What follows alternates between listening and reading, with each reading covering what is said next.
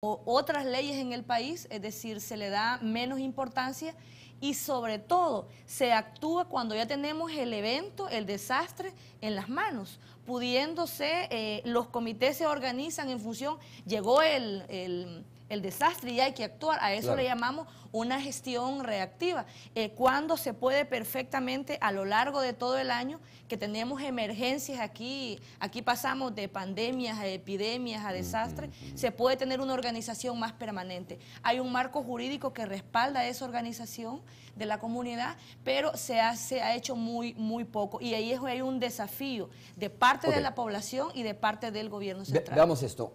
Verapaz, ¿no? Nadie me respondió esto, creo que se nos olvidó, que si ya en ocasiones anteriores este municipio de Verapaz había sufrido algunos deslizamientos o si ya había algunos desprendimientos desde el volcán. Creo que es cierto, ¿no? Ya en otras ocasiones se había dado esto. Conocemos esa realidad, la sabíamos esa realidad, sabíamos del riesgo de alguna manera y entonces dice uno, ¿cómo es que no se estableció o no funcionó lo que se llama la alerta temprana? En esto hay fases, desde que se va desde la alerta verde a la amarilla, a la anaranjada, ¿no? Y se establecen, entiendo yo, alertas tempranas. ¿No funciona una alerta temprana en ese sector, ministro? Yo creo que tenemos situaciones diferenciadas en el país. En el Bajo Lempa, por ejemplo, ya hay una organización bastante consolidada, de manera que si bien hay inundaciones, raramente vamos a tener muertos. Localmente se responde.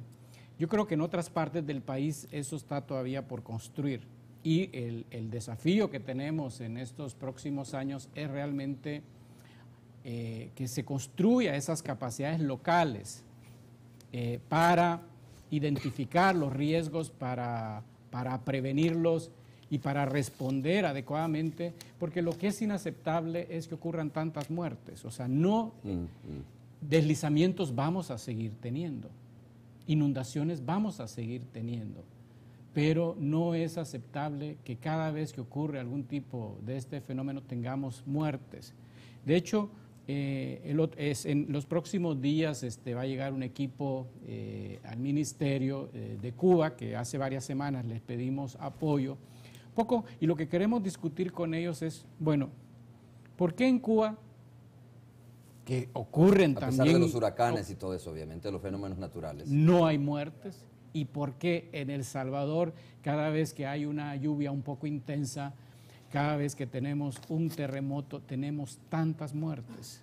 Entonces yo creo que ahí hay un tema que tiene que ver de cómo reacciona el gobierno, pero sobre todo de cómo se reacciona localmente y cuáles son las capacidades locales que se tienen. Como gobierno lo que nos corresponde es apoyar esos esfuerzos locales con información, con otro tipo de apoyo, pero sobre todo son esfuerzos que tienen que recaer a nivel del municipio. Y yo creo que ahí hay una gran responsabilidad para los gobiernos locales de cómo realmente se toman muy en serio este tipo de situaciones, también para las organizaciones comunitarias y luego de parte del gobierno, cómo no sustituye eso, sino más bien cómo complementa con todo tipo de apoyo, de información, de comunicación, etcétera. Porque los gobiernos locales, ministro, adolecen de lo mismo que de repente adolece el gobierno central, ¿no? De los elementos técnicos, científicos para poder reaccionar ante este tipo de situaciones. O sea, perfectamente, si me dan una toma de la fotografía que está detrás de usted, por ejemplo, usted va a ver cómo, ahí se puede ver esta fotografía, como mucha gente habita precisamente en la base de la montaña, es la foto que tenemos nosotros de fondo. Bueno, puede saber uno que ahí hay un riesgo, que ese es un riesgo ya que la gente viva ahí, pero ¿cómo, por ejemplo, el alcalde o las autoridades locales pueden hacer para prevenir esto? Es decir, no pueden mover esa cantidad de gente. Yo creo que... y no tienen tampoco como los mecanismos para poder detectar si es el momento o no es el momento para mover a esta gente cuando está lloviendo. Yo creo que lo que tenemos que asumir como país es lo que tú acabas de decir. Estamos en prácticamente todo el territorio en una situación de riesgo permanente. Y eso tenemos que asumirlo como un dato. Y tiene que estar dentro de las prioridades de cualquier gestión, de la gestión gubernamental, de la gestión local, y las comunidades tienen que asumirlo como un dato al que tienen que enfrentarse. Y Pero eso se nos olvida. El problema es que normalmente cuando viene una catástrofe, en ese momento todos nos preocupamos y todos estamos conscientes de esa situación. Un mes después ya tenemos otras preocupaciones y bajamos la guardia, dejamos de invertir en esto, la población deja de estar organizada porque no es agradable, digamos, estarse levantando a la medianoche, digamos, etcétera. Sí. Entonces, yo creo que tenemos que asumir que esta es una situación con la que tenemos que lidiar de manera permanente y luego, obviamente, tenemos que ver cómo vamos mejorando la situación. En el caso nuestro del Ministerio, a nosotros nos corresponde emitir las directrices para la zonificación ambiental y los usos del suelo.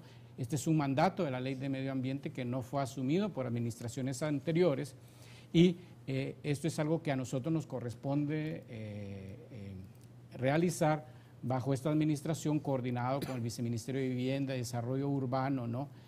Pero tenemos también que acostumbrarnos a entrar a una cultura de cumplimiento. Estas cosas no se dicen por así, o sea, se tienen que hacer para evitar justamente este tipo de problemas. Pero mientras tanto, para las poblaciones que ya están en esas situaciones de alto riesgo, pues los gobiernos locales y las organizaciones locales tienen que asumirlo como uno de sus principales desafíos.